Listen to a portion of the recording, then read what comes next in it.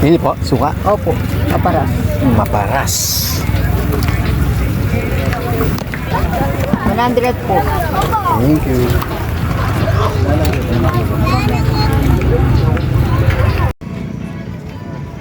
Yun, sa wakas nakarating din tayo dito sa sinasabi nilang four-way dito sa Arayat, Pampanga. Yun, no? Nakarating din tayo. Wow, maganda naman pala dito, maraming tao.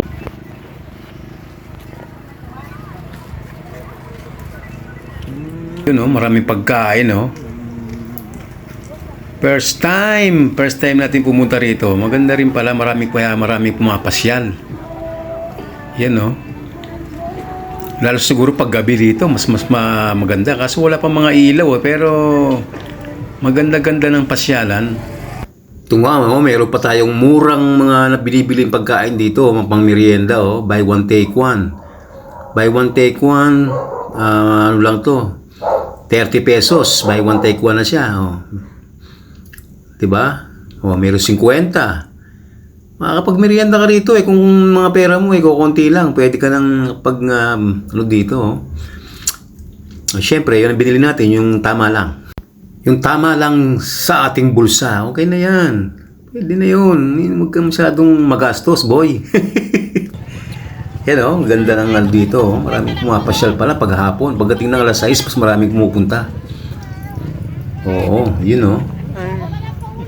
Kaya kung kayo taga-Araya, taga-Pampanga, pwede kayo pumasyal dito. Dito sa sinasabi nilang four-way, bagong daan ng Araya at Pampanga. Sa may San Juan Banyo. Iyon,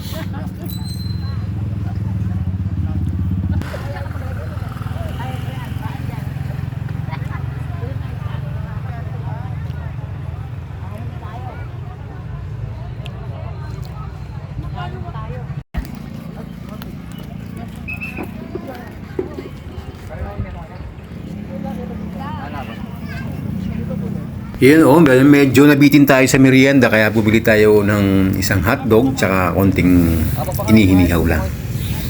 Yun, mabili itong tindahan ni Manong Masarap yung mga niya, mura lang.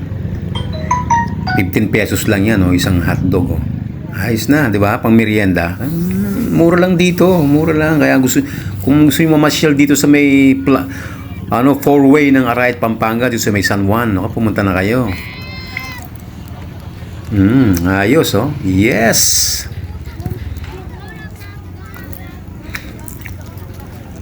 Yan, parating pa lang yung mga ibang dumarating na mga masyal dito, Hindi po, suka. Opo, kaparas. Maparas. Yun, lutunan. Yes. 100 po. Thank you.